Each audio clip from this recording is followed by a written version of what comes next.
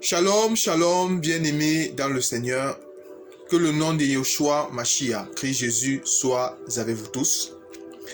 Alors aujourd'hui, nous allons avoir un nouveau enseignement aujourd'hui qui va porter sur la marche d'un disciple de Jésus-Christ, de Christ Jésus.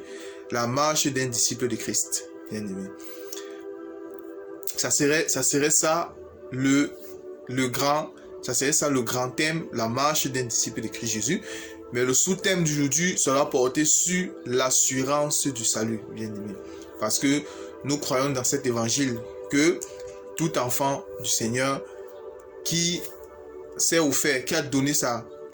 a offert sa vie dans les mains du Seigneur, qui laisse que le Seigneur dirige sa vie, qui est né de nouveau, qui a reçu Christ dans sa vie, doit avoir l'assurance du salut, bien-aimé. Avant tout, nous allons remettre cet instant dans les mains du Seigneur. Seigneur, merci pour cet instant, Seigneur. Seigneur, merci parce que, Seigneur, sans toi, nous ne pouvons rien faire, Seigneur. Nous te remercions parce que tu nous as donné la vie, Seigneur, et tu ne cesses de nous donner la vie chaque jour. C'est ta lumière qui nous éclaire, Seigneur. C'est ta lumière, Papa, qui nous dirige sur le chemin que tu as tracé pour nous. C'est cette lumière qui nous fortifie, Seigneur. Et ta présence, chaque fois dans nos vies, nous garde et nous protège, Seigneur. Merci pour tout ce que tu fais. Merci parce que en toi, Seigneur, nous avons l'assurance, parce que nous avons cette assurance que nous finirons l'éternité avec toi. Béni soit ton nom et que toute la gloire te revienne. En ton Fils Christ Jésus, nous t'avons ainsi prié. Amen. Alors, bien-aimés dans le Seigneur, comme nous disions tout à l'heure, lorsque nous suivons le Seigneur, nous ne suivons pas le Seigneur parce qu'on a vu les autres le faire. Nous ne suivons pas le Seigneur parce qu'on veut accompagner les autres. Non. Nous suivons le Seigneur parce que, premièrement, nous avons la sémence du Seigneur. Et ensuite, nous avons cette assurance du salut, bien-aimé, que tout enfant de Dieu doit avoir. Alors, nous allons parce que le salut, bien-aimé, pourquoi nous avons cette assurance du salut? Si nous prenons Actes des Apôtres, nous allons prendre Actes des Apôtres. On va chercher une écriture pour montrer, pour en parler de cette assurance du salut. Actes chapitre 4. Alors, Actes des Apôtres, chapitre 4, à partir du verset 10. Sachez-le tous, et que tout le peuple d'Israël le sache, car c'est pas le nom de Jésus-Christ de Nazareth que vous avez crucifié, et que Dieu a ressuscité des morts. C'est par lui que cet homme est présent en pleine santé devant vous. Jésus est la pierre rejetée par vous qui baptisez et qui est devenue la principale de l'âme. Il n'y a de salut en aucun, car il n'y a sous le ciel aucun autre nom qui a été donné parmi les hommes par lesquels nous devions être sauvés. Bien-aimés. Bon, nous voyons que nous avons le salut que nous avons l'assurance que en Christ Jésus, nous avons notre salut. Nous avons notre salut. Bon, nous allons voir que le salut, c'est ce gage. Comment avoir l'assurance du salut? Comment avoir l'assurance du salut?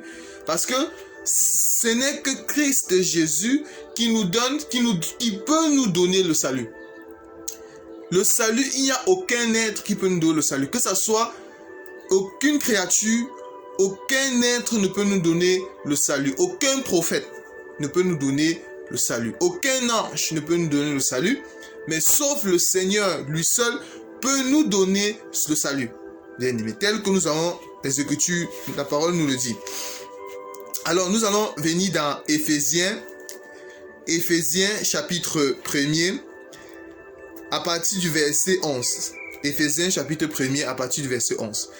En lui, nous sommes aussi devenus héritiers, ayant été prédestinés suivant la résolution de celui qui opère toutes choses, après le conseil de sa volonté, afin que nous servions de louange de sa gloire, nous qui d'avance avons espéré en Christ.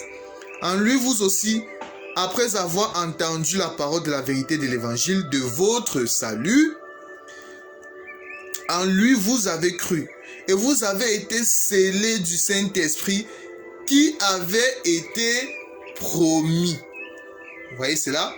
Bon, ici, la parole de Dieu nous dit que après avoir entendu l'évangile du salut, après avoir entendu l'évangile du salut et après avoir mis en pratique, après avoir accepté cela, c'est-à-dire mettre en pratique l'évangile du salut, on a été scellé du Saint-Esprit, bien-aimé. Bon, on a été scellé du Saint-Esprit, verset 14, lesquels est un gage de notre héritage pour la rédemption de ceux que Dieu s'est acquis à la louange de sa gloire. Bon, nous voyons que le gage, le Seigneur a dit dans sa parole que je ne vous laisserai pas orphelins. Bon, le gage que le Seigneur nous a donné pour que nous puissions avoir cette assurance du salut, c'est le Saint-Esprit, bien-aimé. Le Seigneur a dit dans sa parole que il faut que je m'en vais, parce que si je ne m'en vais pas, le consolateur ne viendra pas.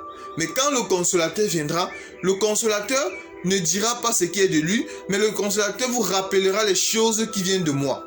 Nous comprenons que le consolateur, c'était le Saint-Esprit. Bon, le gage que nous avons, c'est-à-dire cette assurance que nous avons dans notre marche chrétienne, c'est le Saint, c'est-à-dire le Seigneur nous a donné ce Saint-Esprit. C'est pour ça que la parole de Dieu nous dit dans Romains, si nous prenons Romains chapitre 8.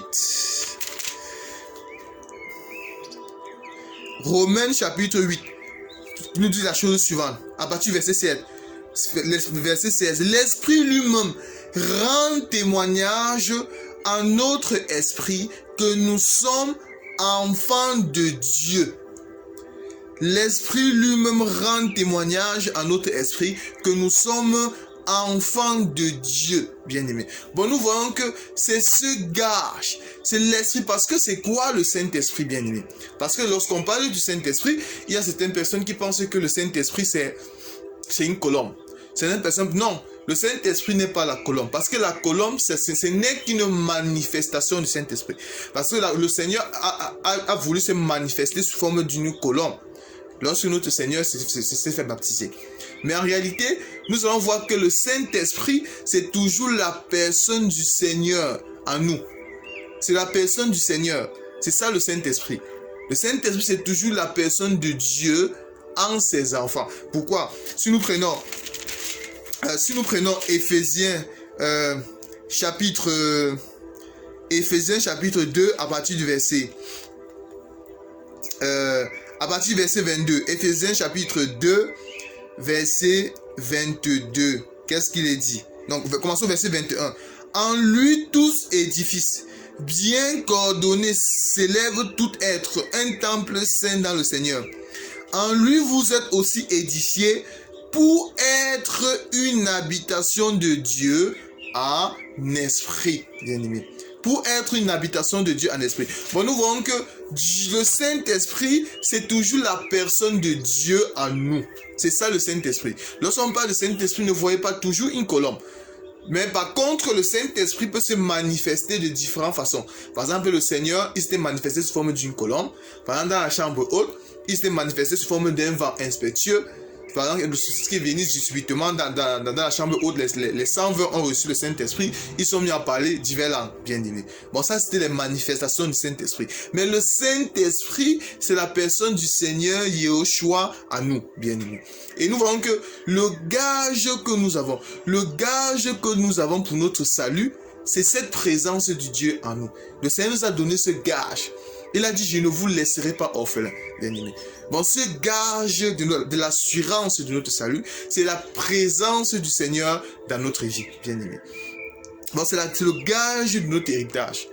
Bon, ici, nous voyons cela. Également, bien-aimés dans le Seigneur, est-ce qu'un enfant de Dieu peut perdre le salut? Nous allons essayer de voir.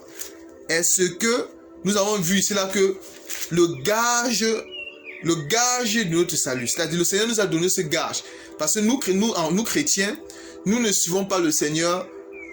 Nous ne sommes pas les aventuriers, bien-aimés. Nous ne sommes pas les aventuriers. Nous ne manquons pas quoi faire. Non. Si nous suivons Christ, c'est parce que nous savons que sauf Christ est capable de nous donner la vie éternelle. Nous savons que seul Christ seul est capable de nous sauver. Seul Christ seul nous a donné la rédemption. Seul Christ seul a coulé son sang sur nous. Christ, c'est lui seul, ce sauveur du monde, bien-aimé.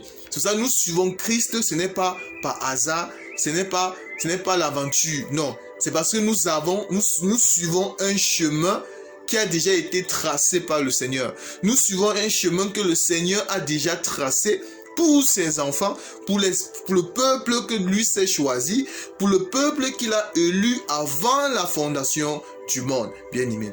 Bon, nous ne sommes pas les aventuriers, bien-aimés. Du moins, les vrais chrétiens, les vrais enfants de Dieu. Nous allons voir, est-ce que le salut peut se perdre, bien-aimés? Parce que nous croyons dans cet évangile. Déjà, avant de répondre à cette question, pour savoir si le salut peut se perdre ou pas. Déjà, moi, j'aime toujours faire la différence entre c'est quoi un enfant de Dieu? C'est quoi un enfant de Dieu? C'est quoi un chrétien, bien-aimé? Vous allez me demander, est-ce que c'est pas la même chose? Déjà, si nous venons dans Actes des Apôtres, nous allons prendre une écriture. Actes des Apôtres, chapitre 11. Nous allons essayer de savoir, de comprendre c'est quoi chrétien. C'est quoi chrétien?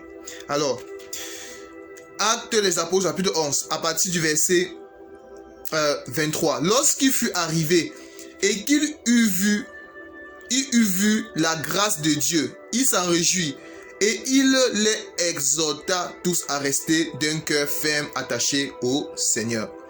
Car c'était un homme de bien, plein d'Esprit Saint et de foi, et une foule assez nombreuse se joignit au Seigneur. Barnabas se rendit ensuite à Tars pour chercher Saul, et l'ayant trouvé, il l'amena à Antioche pendant toute une année. Il se réunit aux assemblées des églises, et il enseignait beaucoup de personnes. Ce fut à Antioche que pour la première fois, les disciples furent appelés chrétiens. Bien-aimés. Le mot chrétien, ce qu'il faut savoir, c'est que Jésus-Christ n'a jamais appelé ses disciples chrétiens. Jamais. Jamais Jésus-Christ a dit que vous serez appelés les chrétiens. Non. Parce que les serviteurs du Seigneur, Jésus les avait appelés les disciples. On les appelait les disciples de Jésus. Mais d'où sort le mot chrétien? C'est pour la première fois à Antioche que les disciples de Jésus ont été appelés les chrétiens. Pourquoi? Parce que les païens, c'est parce qu'ils voulaient insulter les disciples de Jésus qu'ils ont dit, regardez-nous les chrétiens. C'est-à-dire comme Jésus, c'est-à-dire comme leur maître. Vous voyez? Parce que la parole de Dieu nous dit qu'un disciple accompli est comme son maître. Bon, nous voyons que le mot chrétien, ça veut dire comme Christ. Ça veut dire comme Christ. Bon, le chrétien, ce n'est pas le fait d'aller à l'église chaque dimanche qui fait de toi un chrétien. Oui, tu peux aller à l'église chaque dimanche, tu es un chrétien, mais ce n'est pas toujours le cas, bien aimé. Parce qu'il y a beaucoup de personnes qui vont à l'église chaque dimanche, mais ils ne sont pas les véritables chrétiens, bien aimé. Bon, chrétien, ça veut dire, dans le mot étymologiquement, le thème de la définition de ce mot, ça veut dire comme Christ. Parce que c'est pour la première fois à Antioche que les disciples ont été appelés chrétiens. Parce que ce sont les païens qui voulaient insulter les disciples de Jésus. Ils ont dit, regardez-nous les chrétiens. Bon, un chrétien, c'est comme Christ Jésus. C'est celui qui marche, qui est comme Christ. C'est ça, chrétien. Pour ça, nous pouvons dire, maintenant, par rapport au salut, est-ce qu'un enfant de Dieu, peut perdre le salut? Bien aimé.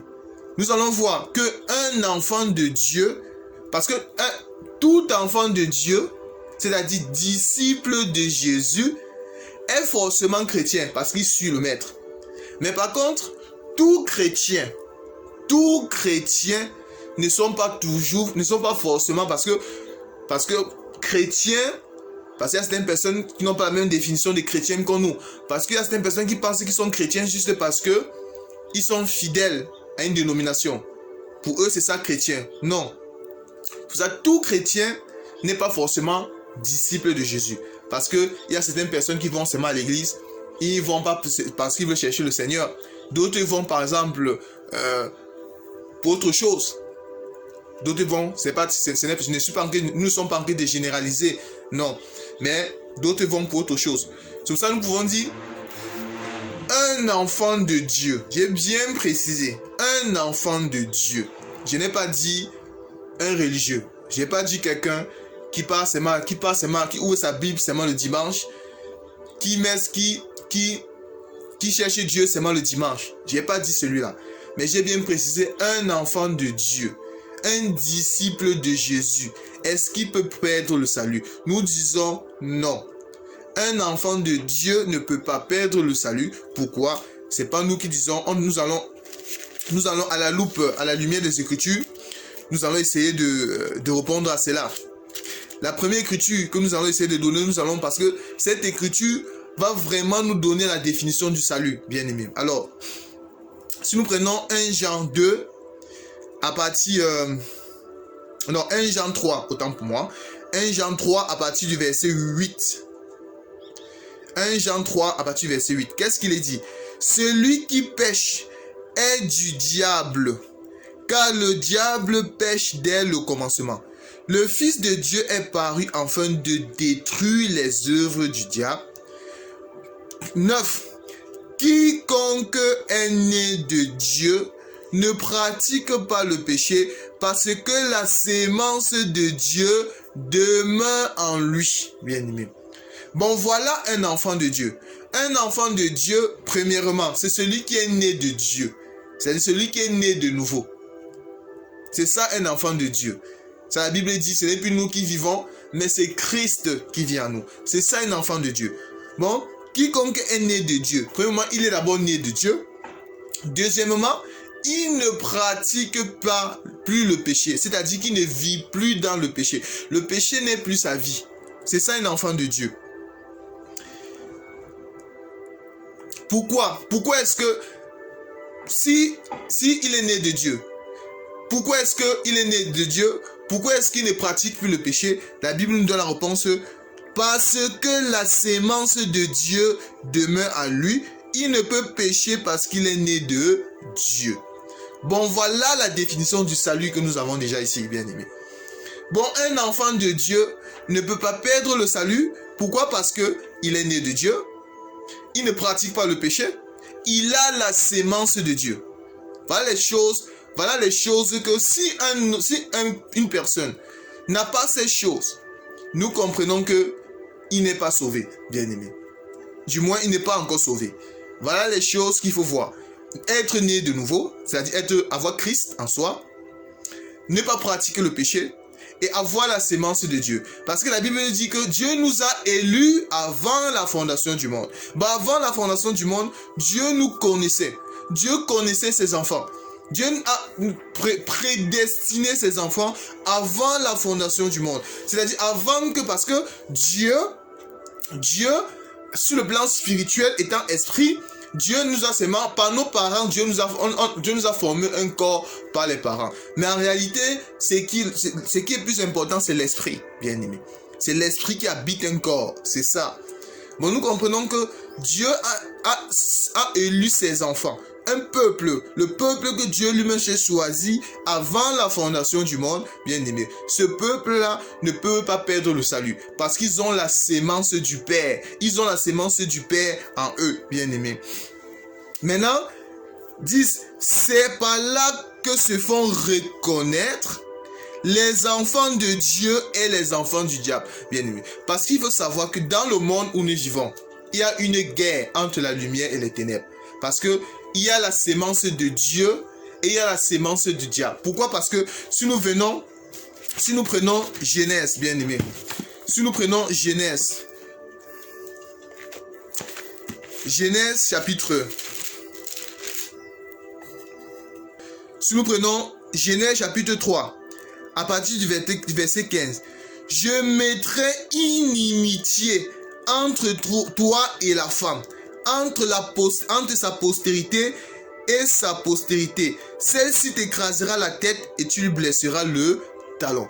Bon, c'est-à-dire, le Seigneur dit qu'il va mettre une inimitié entre la postérité de la femme. Nous comprenons que la postérité de la femme, c'est Yeshua Mashiach, Jésus-Christ, et la postérité du serpent, qui est Satan, bien aimé. Bon, nous voyons cette guerre entre les deux postérités. C'est pour ça ici la Bible nous dit que c'est par là que se font reconnaître les enfants de Dieu et les enfants du diable. Vous voyez?